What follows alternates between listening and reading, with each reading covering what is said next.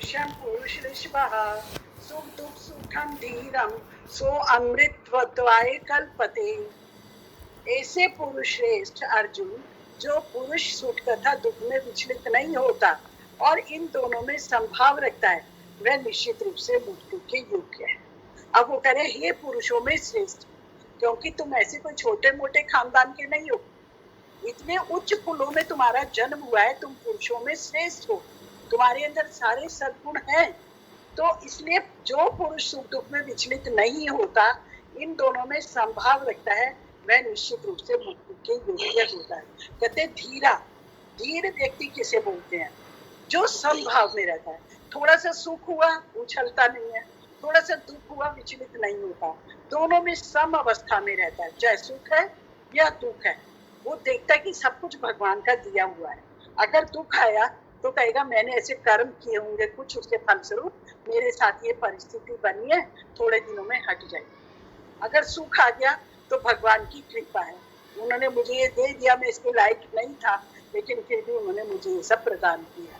तो संभावना भी अब ना उछल रहा है और ना दुखी हो रहा है, दोनों में भगवान का स्मरण कर रहा है, दोनों परिस्थिति। तो जो व्यक्ति आत्म साक्षात्कार की उच्च अवस्था प्राप्त करने के लिए दृढ़ प्रतिज्ञ है, देखिए इसमें बताया सबके लिए नहीं, जिसके मन में आ गया कि अब मैं मनुष्य हूँ, मुझे पता चल गया कि मुझे मनुष्य शरीर मिला है। मनुष्य शरीर किस लिए मिला है? कि मैं भगवान का भजन करके उनके बारे में जानकर मैं अपने घर वापस जाऊं। ये संसार मेरा घर नहीं है, ये तो मैं गिर गया अपने कर्मों के कारण, लेकिन अब मुझे पता लग गया कि मेरा जो परम पिता है वो जहाँ रहता है मुझे वहीं जाना है ना। तो जो दृढ़ प्रतिज्ञा हो गया, जिसने आत्म साक्षात्कार की जो उच्च अवस्था है, जिसमें वो अपनी आत्मा को समझ पाता है कि मैं सत्य चित आनंद हूँ, मैं दुखी रहने के लिए नहीं हूँ, मैं क्या हूँ, मैं भगवान का अंश हूँ और मैं आध्यात्मिक हूँ, भौतिक नहीं हूँ। मैं, ये शरीर भौतिक है, लेकिन मैं जो हूँ खुद, मैं तो भगवान का अंश हूँ, मेरा तो कभी मरण है ही नहीं। चाहिए शरीर कितने भी बदल जाए, मैं नहीं मरता, मैं सदा से रहता हूँ, सदा हूँ और सदा रहूंगा। सदा था, पहले से हूँ और आज भी हूँ और आगे भी रहूंगा। जो ये समझ गया और आत्म साक्षात्कार करता है कि मैं ये शरीर नहीं हूँ, मैं एक आत्मा हूँ, और उसमें दृढ़ प्रतिज्ञा है, स्ट्रॉन्ग डिटर्मिनेशन, जिसका बहुत स्ट्रॉन्ग बन गया लेवल, तो वो और सुख और दुख के प्रहारों को वो सह सकता है। तो ऐसा जो व्यक्ति होता है वो सुख और दुख के दोनों प्रहारों को सह लेगा और फिर वह निश्चय ही मुक्ति के योग्य है। फिर उसी जीवात्मा को भगवान आगे बढ़ाते हैं और उसको मुक्ति के योग्य, अर्थात बार बार उसका इस शरीरों में आना जाना उसका बंद हो जाएगा, वो नित्य रूप से भगवान की सेवा में संलग्न हो जाएगा, जहाँ आनंद ही आनंद है, वह सुख दुख नहीं है। जहाँ आनंद आता है वह सुख दुख की कोई परिभाषा नहीं। आनंद अपने में एक परिपूर्ण अवस्था। वर्णाश्रम धर्म में चौथी अवस्था अर्थात संन्यास आश्रम कष्ट साध्य अवस्था। अब जो वर्णाश्रम धर्म बताया, वर्णाश्रम धर्म क्या है? वर्ण आश्रम में हम समझेंगे 4 वर्ण होते हैं और 4 आश्रम होते हैं, है ना। आश्रम हो गए ब्रह्मचारी, गृहस्थ, वानप्रस्थ और संन्यास, और वर्ण हो गए ब्राह्मण, क्षत्रिय, वैश्य, शूद्र, है ना। 4 वर्ण और 4 आश्रम। जब हम इसमें रहते हैं तो वो कहते हैं जो वर्ण आश्रम में चौथी अवस्था संन्यास है। संन्यास की अवस्था जब होती है वो बहुत कष्ट साध्य होती है, क्योंकि सन्यासी अपने लिए भोजन नहीं बनाता, सन्यासी घर बनाकर नहीं रहता, सन्यासी जगत में प्रचार करने के लिए जगह जगह भटकता रहता है, भिक्षा करके अपनी वृत्ति चलाता है ना। तो बहुत कष्टकारी है, क्योंकि उसको बहुत तरह के नियमों का पालन करना होता है। तो यहाँ बता रहे हैं कि इसमें, किंतु जो अपने जीवन को सचमुच पूर्ण बनाना चाहता है वह समस्त कठिनाइयों के होते हुए भी संन्यास आश्रम को अवश्य ग्रहण करता है। लेकिन जो व्यक्ति ये चाहता है कि मेरा ये मनुष्य जीवन सफल हो, मुझे इसकी सिद्धि प्राप्त हो, तो वो ये संन्यास आश्रम को भी स्वीकार करता है। क्यों स्वीकार करता है? क्योंकि वो उपलब्धि चाहता है। पहले भी मैं बता रही थी कि जो जीवात्मा 100 जन्म तक वर्ण आश्रम व्यवस्था का पूरा पालन करता है, उसे ब्रह्मा की पदवी मिलती है। वो जीवात्मा ब्रह्मा बनता है, और कभी कभी कोई जीवात्मा अगर ब्रह्मा के पद के लिए नहीं है तो फिर वहां पर क्या होता है, भगवान खुद ब्रह्मा बनकर इस सृष्टि का संचालन करते हैं। तो जीवात्मा अगर हमें मनुष्य जीवन मिला है तो हमें इन चारों आश्रमों को पालन करना चाहिए। लेकिन कलयुग में संन्यास वर्जित कर दिया। कलयुग में संन्यास इसलिए वर्जित किया है कि कलयुग में अधर्म बहुत फैल जाता है। अगर सन्यासी गया तो किसी के घर भिक्षा भी मांगता है तो कहाँ उसकी इंद्रियां उसे भटका देंगी, उसको पता नहीं चलेगा, कब भटक जाएगा, कब पतन हो जाएगा। तो कलयुग में 3 आश्रम बताए गए, 25 साल तक ब्रह्मचारी आश्रम, उसके बाद गृहस्थ आश्रम, और उसके बाद बेशक हम गृहस्थ में रह रहे हैं लेकिन हम वानप्रस्थ की तरह रहे, वानप्रस्थ आश्रम बनाकर रहें और बाद में उसी में रहते रहते संन्यास का भी प्रशिक्षण कर सकते हैं। अर्थात किसी चीज से ज्यादा कोई लाग लपेट नहीं रखना, अपने जीवन को पूरी तरह से भगवान के अर्पित करके उनके बताए हुए नियमों को पालन करते हुए जब हम चलेंगे तो इसी जीवन में हम संन्यास का भी पालन कर सकते हैं इस तरह। किंतु यदि कोई इन कठिनाइयों को सह लेता है तो उसके आत्म साक्षात्कार का पथ निष्कंटक हो जाता है। यदि कोई इसको सहन कर लेगा, ये सारे कष्टों को सहन करेगा। अब इसमें कष्ट क्या है? आप कहेंगे हम तो अपने घर में बैठे आराम से सुन रहे हैं, पढ़ रहे हैं, जप कर रहे हैं, कोई कष्ट तो नहीं आया। लेकिन प्रभुपाद जी ने हमारे लिए 4 नियम दिए हैं।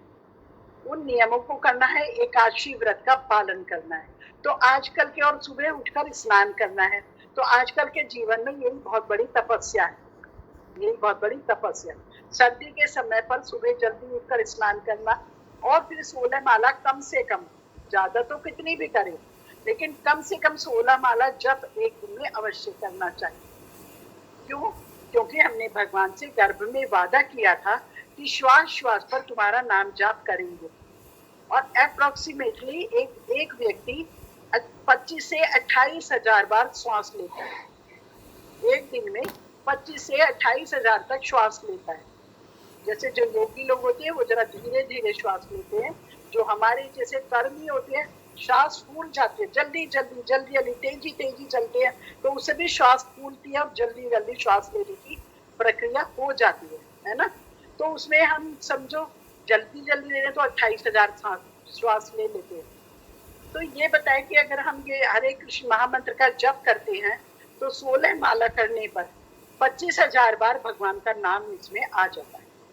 तो अभी हमने भगवान से जो वादा किया था गर्भ में, हम उसे पूरा कर रहे हैं। विश्वास श्वास से आपका नाम जाप करेंगे, लेकिन उससे ऊपर जो करेंगे फिर प्लस में जाएंगे। फिर समझो हम आपके प्रेम में आपके बिना नहीं रह सकते। तो प्रभुपाद जी ने बोला, क्योंकि प्रभुपाद जी से पहले जो गुरु थे ग्वाड़िया मठ में, वो 64 राउंड 64 माला बताते थे। इस व्यक्ति को एक दिन में 64 माला करनी चाहिए, अर्थात 1 लाख नाम जाप रोज करना चाहिए मनुष्य जीवन मिलाए तो। लेकिन प्रभुपाद जी ने देखा कि कलयुग की अवस्था बहुत बढ़ रही है, लोगों को और सेवा भी करनी है, तो इसलिए उन्होंने बोला मिनिमम 60, उससे कम नहीं। इतना जब हम बढ़ाएंगे तो हमें बहुत अच्छा रहेगा। दूसरा नियम है कि अभक्ष्य भक्ष्य नहीं खाना। एक नियम यह है कि उसमें प्याज और लहसुन, मांस मछली अंडा तो है ही नहीं, साथ ही प्याज लहसुन का भी त्याग करेंगे तो हम अच्छे से भक्ति में बढ़ पाएंगे। साथ ही किसी प्रकार का नशा नहीं करना। अब हम कहेंगे हम तो भारतीय हैं, हम तो कुछ बियर नहीं पीते हैं, लेकिन फिर भी हम जो चाय और कॉफी पी रहे हैं वो भी नशा है। तो अगर हम इसे भी त्यागेंगे तो बहुत फर्क पड़ेगा हमारे जीवन में। साथ ही उन्होंने बोला जुआ नहीं खेलना है। तो जुआ के अंदर हम जो लेडीज हैं, चलो हम वैसे जुआ नहीं खेलते हैं, लेकिन तंबोला जरूर खेल लेते हैं कई बार।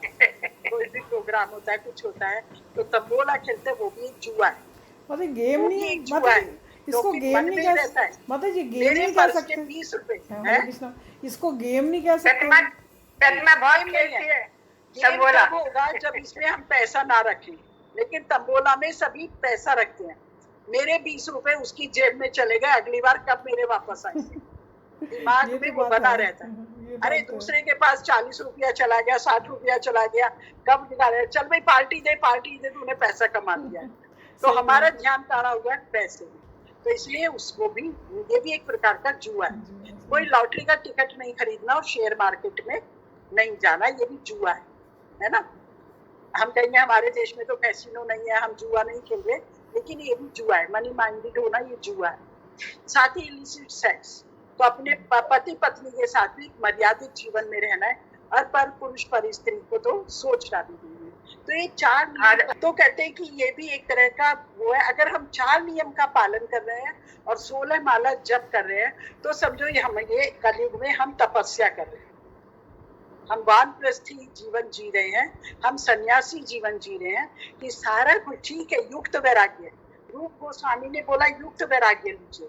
इतनी भयंकर गर्मी, आप एसी के बिना नहीं रह सकते हैं, ठीक है एसी में बैठिए लेकिन भजन करिए, है ना। जो भी सुविधा है उस सुविधा को लेकर हमें भजन करना एक मानस।